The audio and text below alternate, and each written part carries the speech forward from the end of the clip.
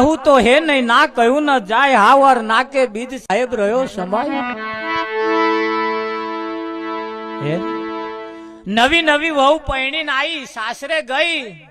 સાસરે ગયા પછી હાહુ અને વહુ બે મંદિરે પગે લાગવા માટે ગયા. પૂજાનો થાર વહુ કન હતો, હાહુબા આગળ હતો, વહુબા પાછળ હતો. એ તો હાહુ ની આગળ ના ધ્યાન મહારાજ, પાછળ રહેવું પડે. અને જેને આગળ પગ ભર્યો છે, પૂજાનો થાર વહુ કન હતો, વહુ પાછળ હતો, હાહુબા આગળ હતો. મંદિરના પગથિયા ઉપર હાહુબા ચડી ગયો, વહુ પૂજાનો થાર લઈને ન્યાચે ઉભો છે. હાહુબા એ ઉપર જઈને કહ્યું, બેટા ઉપર આય. હવે કહ્યું, બા ઉપર નહીં આવું. કે કેમ? કે મય બેઠો છે ને મારી હોમું જોઈને અહે છે.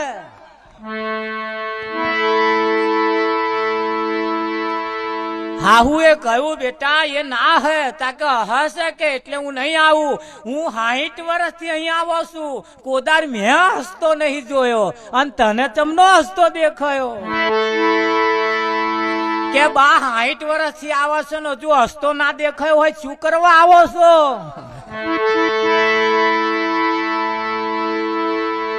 હજુ તો ઉપર નહીં આવીને મને દેખાઈ ગયો કે હશે મને જોઈ. અને તમે 60 વર્ષ થયો પણ હાહુઓ ના દેખાય. દેખાય? એને સાહેબે કહ્યું, બ્રહ્મા ભી નહોતા, વિષ્ણુ ભી નહોતા, નહોતા નવલખ તારા, ઉસ દિન ભેગ હમારા. આ તમે જે હાહ લો છો ને, હાહ એ કઈથી લો છો? એ હાહ જે લો છો એ કોઈના બાપનો જણેલો છે? અને એના વડે ચાલે છે કે બીજા વડે ચાલે છે? આ હાહ તમારા બાપાએ નહીં ભર્યો મય. આ મોટા મોટા હાઈવે રોડ ઉપર જે ગાડીઓ જાય છે ને, એ ગાડીઓના ટાયરમાં હવા છે. અને હવા કોઈ ડુંડોપના ટાયર ની છે, ટ્યુબની? ના ના, કોઈ કંપનીની મય હવા ભરી છે. અને હવા વગર ના હેડે ગાડીઓ. હેડે? તા આ હવા વગર તો હેડે એવી છે.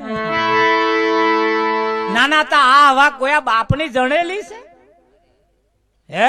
અને એટલે જ કહ્યું સાહેબે, સાહેબ સબકા બાપ હે, બેટા કિસી કા નહીં, બેટા હોકર ઉતરે વો સાહેબ નહીં.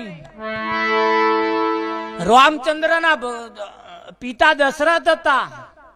રામચંદ્રના પિતા દશરથ, કૃષ્ણના પિતા વાસુદેવ, રામદેવના પિતા હે. બધા બતાયા છે ને કે નહીં બતાયા? એને કહ્યું, સાહેબ સાહેબ તો બધાનો બાપ છે, બેટો કોઈનો ના હોય. ભગવાન કોઈનો છોકરો હોય જ નહીં. આવ બેટા હોકર ઉતરે વો સાહેબ નહીં. અને ભગવાન માનતા હોય ના માનતા મહારાજ, હજુ વાત બહુ આગળની છે. હજુ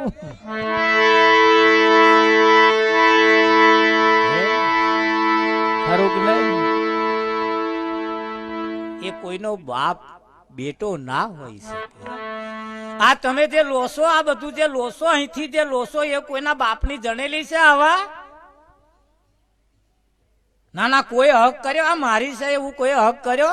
તાર આજની છે, કાલની છે, કેટલા દાડાની છે?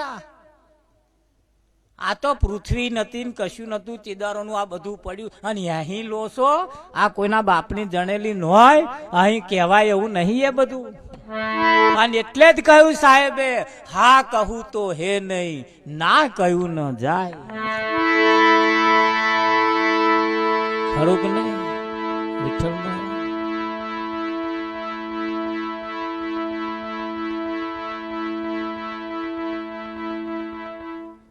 બેનો માટે પોતાનો પતિ એ પરમેશ્વર છે. એ એના પતિ સિવાય બીજા કોઈ નહીં ભગવાન ના માને તો એના નામનો ચોલ્લો ચોડ્યા બરોબર છે, એના નામની પોથી પૂર્યા બરોબર છે. અને જો બીજા કોકને ભગવાન માને, ભગવાન કાગરિયાનો ના હોય, ભગવાન કોઈ કલરનો ના હોય.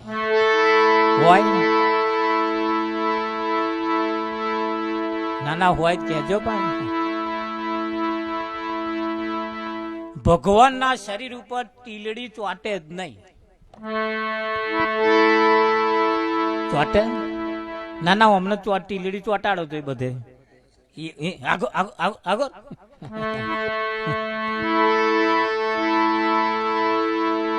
ચોટે આ બધું ચોટે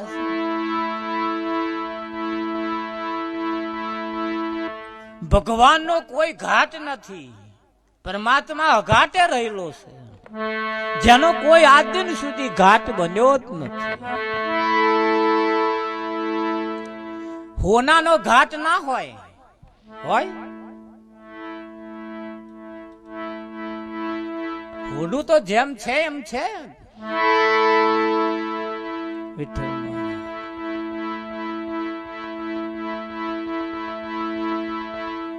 આજે હેલોજનમાં જે લાઈટ લાગે છે એ અને હોનીમય લાઈટ જ છે, કરંટ છે.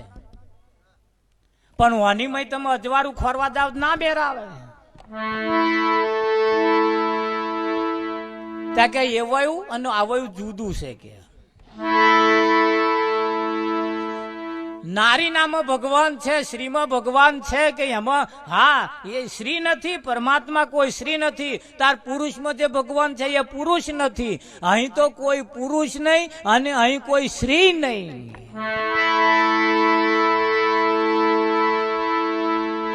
હા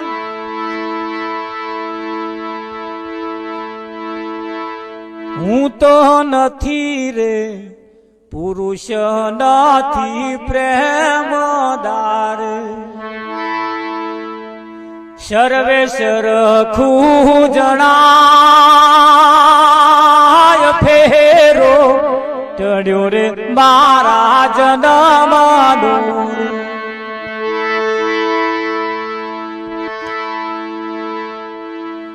ભારતના બંધારણમાં બે જ જાતિ છે, એક સ્ત્રી જાતિ અને એક પુરુષ જાતિ. બે જ જાતિ છે.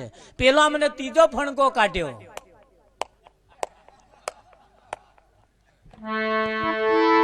એવાય આવે સરકારને કે અમને શ્યામાં ગણો છો? નહીં, એમને ચૂંટણી લડવી છે પણ અહીં તો બે જ પેલે છે, કાં તો સ્ત્રી કાં તો પુરુષ. હા સરપંચ ની ચૂંટણી હોય કદાચ તો સરપંચમાં એવું હોય કાં તો સ્ત્રી ની સીટ હોય કાં તો પુરુષ ની હોય. ત્રીજાની નંબર છે જ નહીં, તો પેલા ત્રીજામાં આવે છે. આવે છે અને ત્રીજા જે છે ને ત્રીજા એમને પારકો છોકરાનો બલડડો ગાવાનો, હલકડું બલકડું હલકડું બલકડું હલકડું બલકડું. આ ત્રીજા ધોન રાખજો, આપણો ત્રીજામ નંબર ના આવી જાય.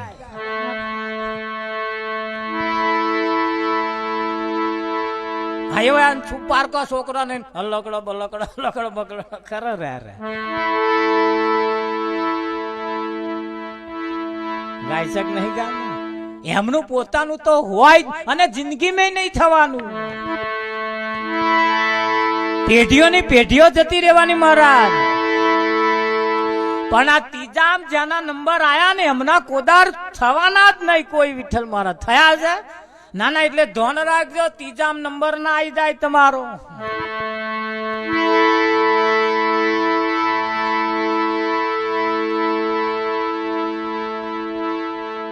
સમજદાર કો ઈશારા કાફી છે.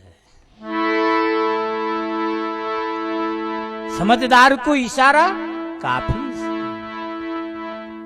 અને એટલે જ કહ્યું બેનો માટે પોતાનો પતિ એ પરમેશ્વર, એની આરતી ઉતારાય, એને જમાડાય, એને પાલો પોણી અપાય. અપાય કે ના અપાય? વિઠ્ઠલ મહારાજ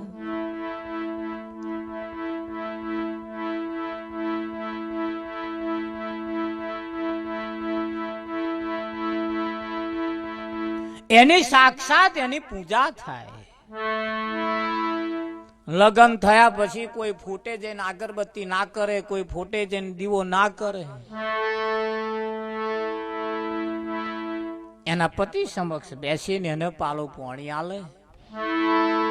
અને એને પાણી જો ના લે ને ફોટે જઈને ગમે તેટલા પાલા નહીં લોટા મૂકી દે તોય કશો અર્થ નહીં. પોતાના પતિનું આજ્ઞાનું પાલન ના કરે પછી એ ગમે તે જઈને દીવો અગરબત્તી કરે એનો કશો અર્થ નહીં.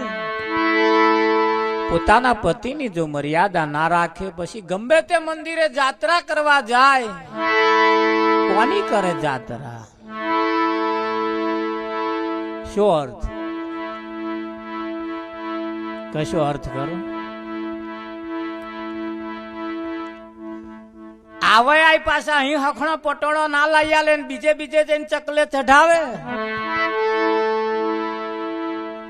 કઈ માને પહેરાવા જાવશો તો? હે ઘણા ખરા ધણી ધણીઓની બે જણા ભેગો થઈને પા હારો પટોરો લાવે વિઠ્ઠલ મહારાજ અને પાછા તો જઈને મિલી આવે, તો જઈને બોધી આવે. અલ્યા તારી મતી બગડી છે. આ પહેરવા વાળા તો તું જેને ખોરું છું એ તો તારી જોડે છે, એને ઓઢાડી દે. પાછો બે જણા ભેગો થઈને તો લટકાવા જાય છે. કોને શીખવાડ્યું? પહેરે એવો છે તો આગળ કોઈ પહેરવા તૈયાર નહીં, અને નહીં પહેરે એવા તો લોકો એ તમારે આલે જ પાર રાખ્યું છે. કહ્યું છે ઉમરાવાળી રાજી તો ડુંગરાવાળી રાજી, અને ઉમરાવાળી જો જેદાર વિફરી તો ડુંગરાવાળી વિફરી. સમજી લેવા. પાવાગઢ વાળી કાળકા તમારા માથાનો વાર વાંકો કરી શકવાની તાકાત એનામ નથી, પણ તમારી ઉમરાવાળી જેદાર કાળકા વિફરી જેદાર દારૂ સત્યાના વરી જવા.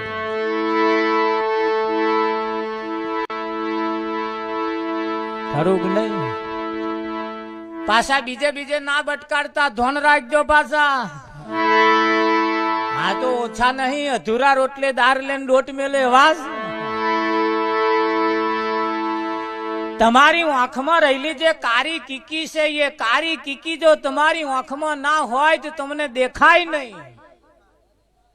અને એ જે છે એ જો વિફરી જોવા જેવું જો હણે ના જોયું, ન જોવા જેવું જેદાર જોયું જેદાર તમારી મતી બગડી. સમજી લેવાનું.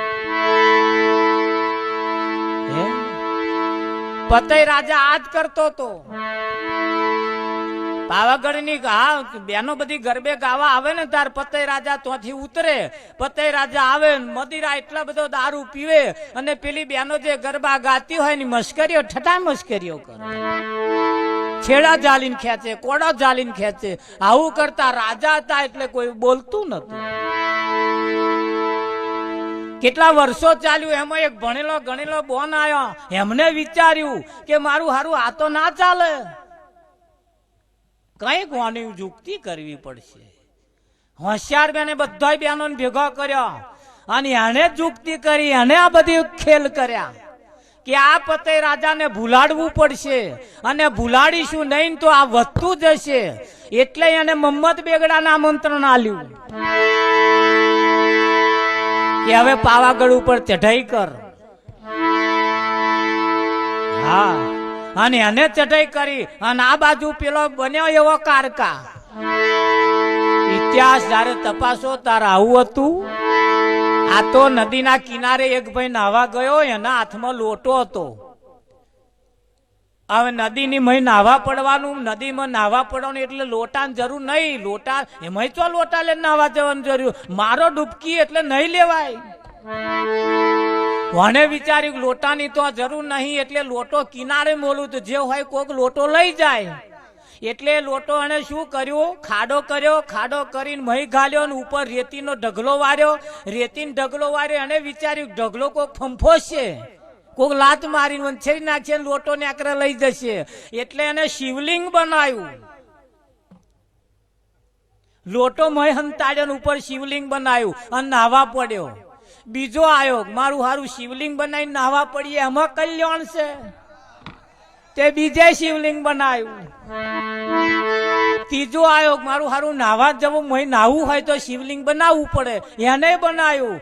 એકે કર્યું, બીજે કર્યું, ત્રીજે કર્યું, ચોથે કર્યું. જેટલા આયા શિવલિંગ. પેલો જે પહેલો લોટાવાળો નહીં બહાર આવ્યો તા તો લાખો શિવલિંગ. હવે આમાં પોતાનો લોટા વાળું શિવલિંગ ખોરવું ગયું, એને જ વહમું પડ્યું અને ગયો લોટો.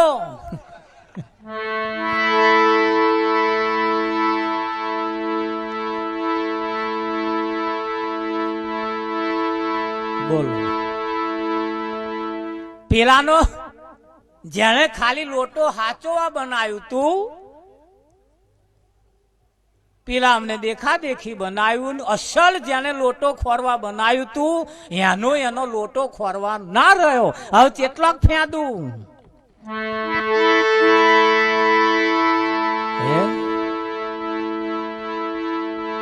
એટલે તમારું ફેંદી લેજો.